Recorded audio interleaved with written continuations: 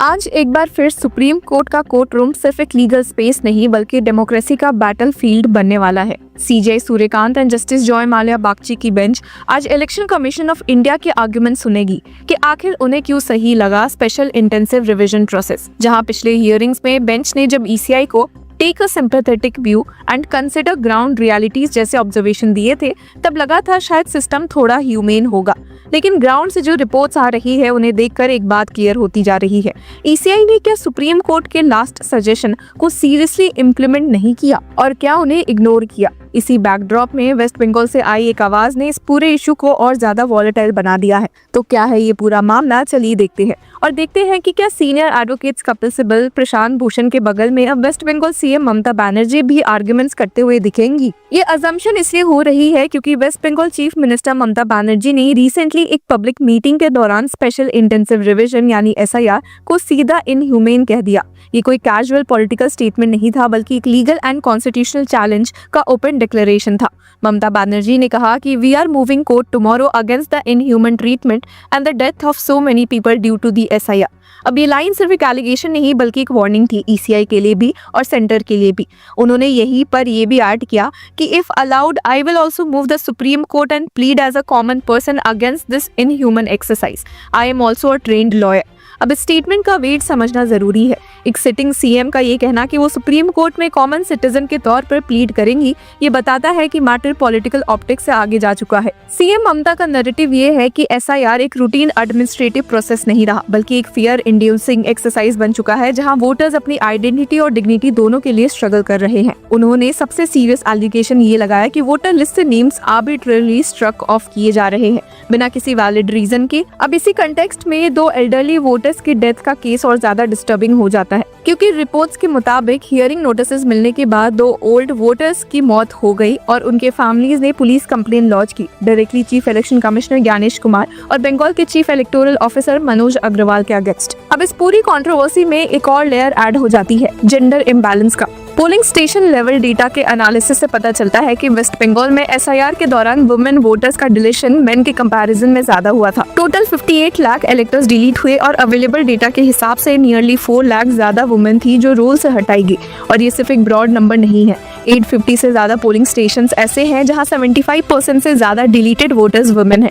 ये पैटर्न सिर्फ वेस्ट बंगाल तक लिमिटेड नहीं, तमिलनाडु और बिहार में भी सिमिलर ट्रेंड्स दिखे। और यहीं से फोकस शिफ्ट होता है सुप्रीम कोर्ट पर। सुप्रीम कोर्ट ने पहले ही ईसीआई को ये कहा था कि एसआईआर डेडलाइंस को लेके take a sympathetic view and account for ground realities. Court ने नोट किया था कि केरला और उत्तर प्रदेश जैसे स्टेट्स में ऑलरेडी एक्सटेंशन दिए जा चुके हैं। केरला में एनमरेशन डेडलाइन एक्सटेंड हुई और उत्तर प्रदेश में तो 3-4 बार शेड्यूल रिवाइज हुआ।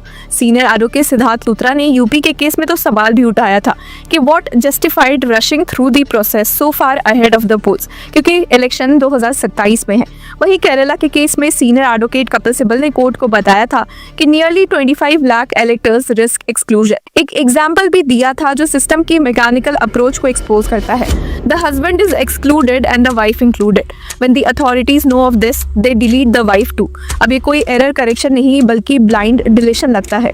सुप्रीम कोर्ट ने क्लियरली कहा था कि एसआईआर की कॉन्स्टिट्यूशनल वैलिडिटी पर आर्गुमेंट्स जनवरी 6, 2026 को सुने जाएंगे और आज वही दिन है। बेंच जिसमें सीजे सूर्यकांत और जस्टिस जॉय माल्या बागची शामिल है, ये डिसाइड करेंगे कि एसआईआर सिर्फ एडमिनिस्ट्रेटिव एक्सरसाइज है या एक ऐसा प्रोसेस जो फंडामेंटल राइट्स को अफेक्ट करता है। इन सब के बीच अपोजिशन ने ममता बनर्जी के एलिगेशंस को स्ट्रांगली काउंटर भी किया। वेस्ट बंगाल के leader of opposition Suvendu Adhikari ने chief election commissioner Gyanesh Kumar को एक डिटेल्ड लेटर लिखा जिसमें ममता के एक्यूजेशंस को a barrage of unsubstantiated accusations कहा। उन्होंने लिखा कि regrettably this communication weeks of political desperation and a frantic bid to derail a secret constitutional exercise। Suvendu Adhikari का कहना है कि एसआईआर कोई unplanned, ill prepared and ad hoc farce नहीं था बल्कि a meticulously orchestrated national initiative aimed at purging the system of duplicate, bogus and ineligible entries है।